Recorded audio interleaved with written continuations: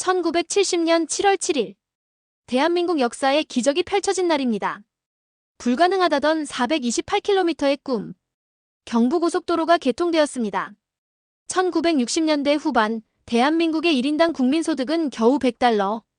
서울에서 부산까지 가려면 12시간이 넘게 걸렸습니다. 1968년 2월, 박정희 대통령이 선언합니다. 2년 안에 경부고속도로를 완공하겠다.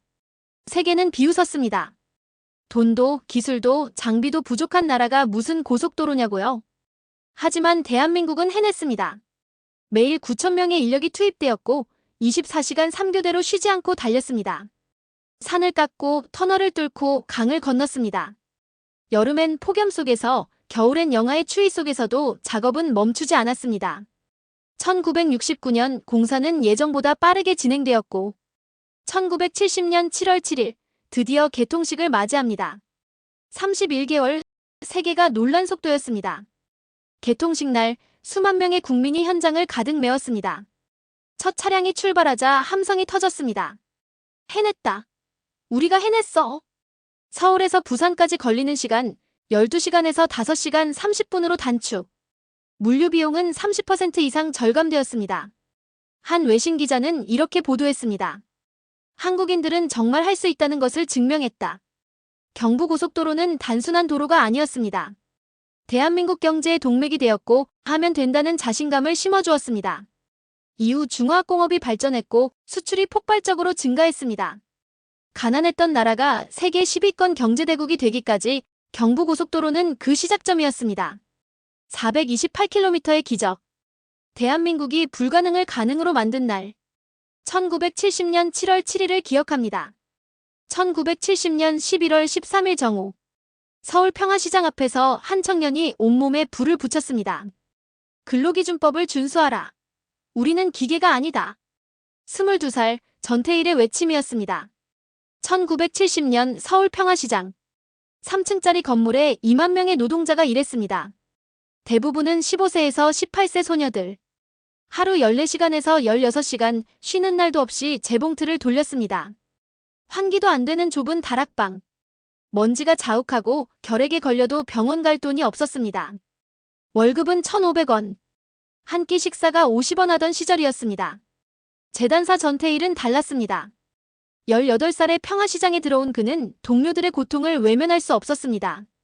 근로기준법 책을 구해 읽었습니다. 법에는 하루 8시간 노동, 일요일 휴무, 최저임금이 명시되어 있었습니다. 하지만 현실은 달랐습니다. 법은 이때 지켜지지 않았습니다. 전태일은 바보회라는 모임을 만들어 노동조건 개선을 요구했습니다. 노동청에 진정서를 냈지만 묵살당했습니다. 3년 동안 120번이 넘는 진정. 하지만 아무것도 바뀌지 않았습니다. 1970년 11월 13일 금요일. 전태일은 마지막 결심을 합니다. 평화시장 앞에서 시위를 벌이던 중 그는 몸에 석유를 뿌리고 불을 붙였습니다. 근로기준법을 준수하라. 내 죽음을 헛되이 하지 마라. 화염에 휩싸인 채 외치던 그는 동대문병원으로 옮겨졌지만 다음 날 새벽 1시 40분 전태일은 22살의 나이로 세상을 떠났습니다. 언론은 침묵했습니다. 하지만 그의 죽음은 불씨가 되었습니다. 어머니 이소선 여사는 아들의 뜻을 이어받았고 대학생들이 노동 현장으로 향했습니다. 1970년대 노동운동의 출발점. 1980년대 민주화운동의 밑거름. 전태일의 희생은 결국 대한민국을 바꾸었습니다. 내 죽음을 헛되이 하지 마라. 50년이 지난 지금도 우리는 묻습니다.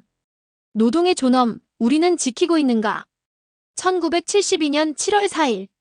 남과 북이 동시에 같은 발표를 합니다. 분단 27년 만에 처음으로 합의한 통일의 약속. 7.4 남북 공동성명이었습니다. 모든 것은 비밀리에 진행되었습니다. 1972년 5월 2일 중앙정보부장 이우락이 평양행 비행기에 올랐습니다. 극비 임무였습니다. 5월 4일 그는 김일성을 만났습니다. 분단 이후 최초로 남한의 고위 인사가 북한 최고 지도자와 악수한 순간.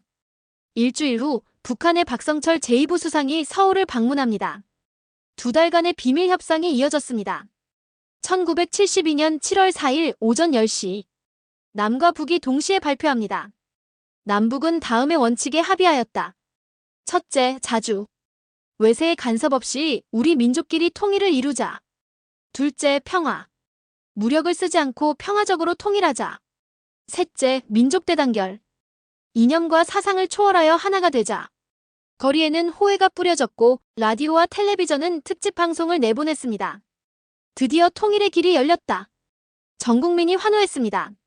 사람들은 꿈을 꾸기 시작했습니다. 이제 이산가족을 만날 수 있겠구나.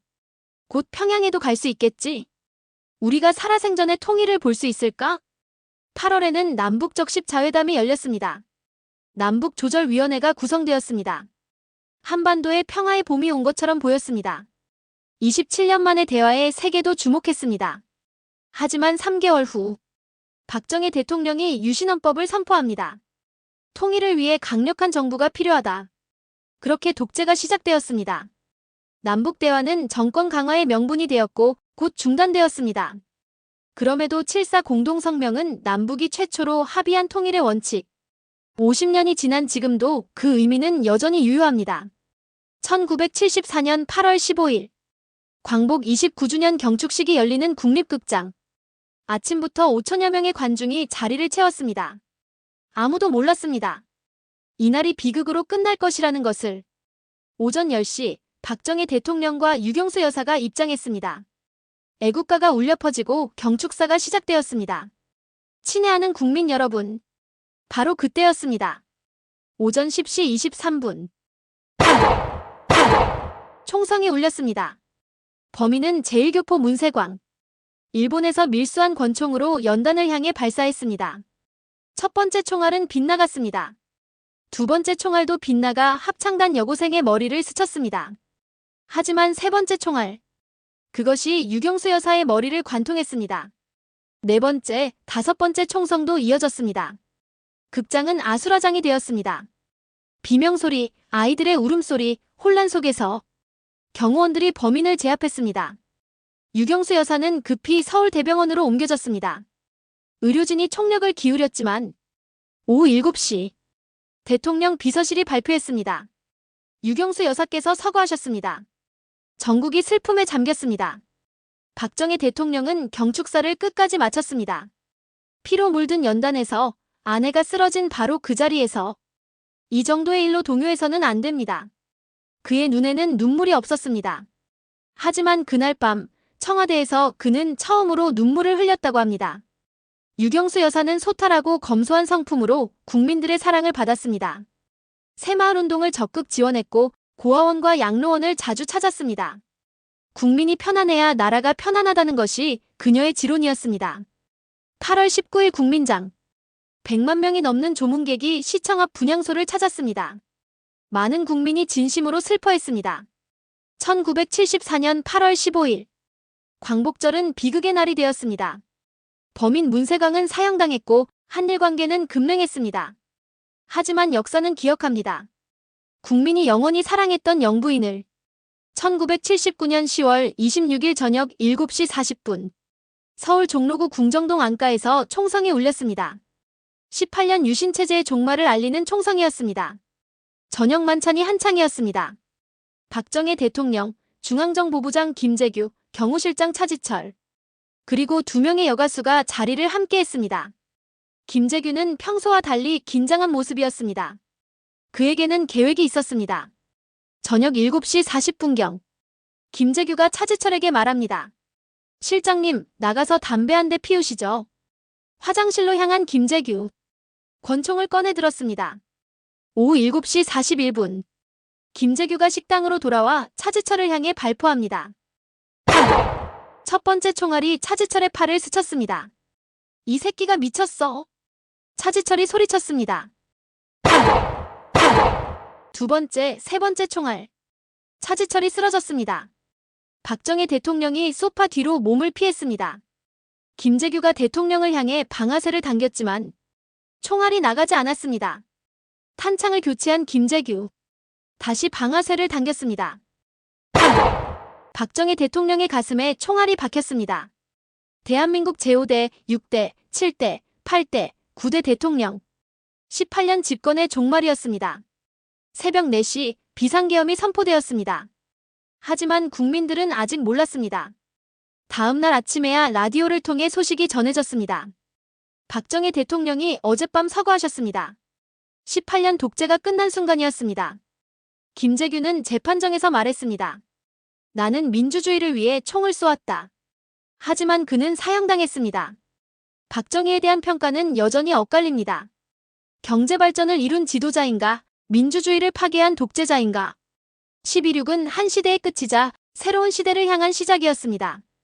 여러분의 성원에 보답하고자 계속해서 그때를 아십니까? 시리즈를 제작하고자 합니다.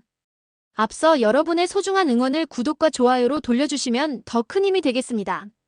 총성 한 발이 역사를 바꾼 날. 유신의 시대가 막을 내리고 격동의 80년대를 향해 달려가고 있었습니다. 감사합니다.